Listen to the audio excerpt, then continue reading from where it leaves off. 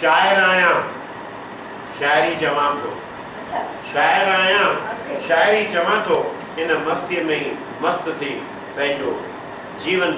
गुज़ारियां थो थी रहियो आहे हिते मस्त मस्त कवि सम्मेलन थी रहियो आहे हिते मस्त मस्त कवि सम्मेलन ख़ूब मूड में अची मां बि पंहिंजो शेर चवां थो मां बि पंहिंजो शेर चवां थो मां कोन चवंदुमि इंदिरा जी पर मनोज चावला असांजे साम्हूं नज़र सां नज़र मिलाए रहियो आहे त जगदीश मुंहिंजो वारो कॾहिं ईंदो तव्हांजो वारो अची वियो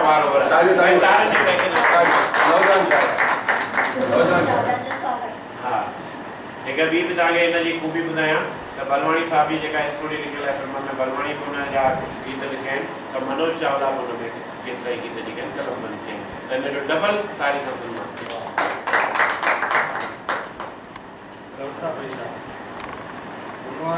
आवाज़ खोलियो भाई तुंहिंजूं ॻाल्हियूं त बसि ॻाल्हियूं ई आहिनि बस तुंहिंजूं ॻाल्हियूं त बसि ॻाल्हियूं ई आहिनि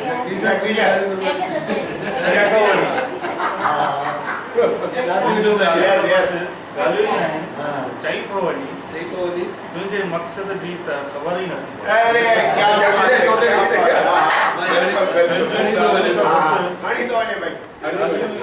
आहिनि चई थो वञी तुंहिंजे मक़सद जी त ख़बर ई नथी पवे सुभाणे जो अॼु में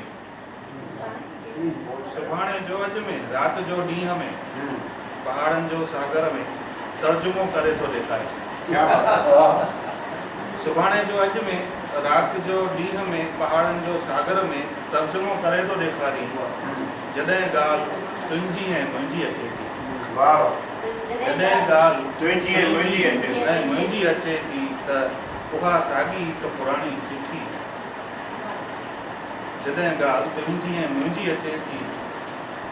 त उहा साॻी हिकु पुराणी चिठी मुंहिंजे हथ में पकड़ाए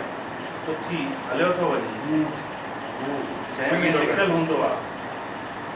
जंहिंमें लिखियलु हूंदो आहे मुंहुं में तूं हर क़िस्म जो ॾांहुं नगो मनोज चावला में हर क़िस्म जो ॾांहुं सचपच अथसि ख़ाली ॾांहुं कोन अथसि पर हुन ते वरी अमल बि अथसि ऐं ॻाल्हियूं असां केतिरियूं ई कंदा हुयूं पर जेकॾहिं असां हुन ते अमल न कंदासीं दादा उहे उते हीअं रहिजी वेंदियूं इन करे अमल ज़रूरी आहे ऐं मनोज चावला हुन ते अमल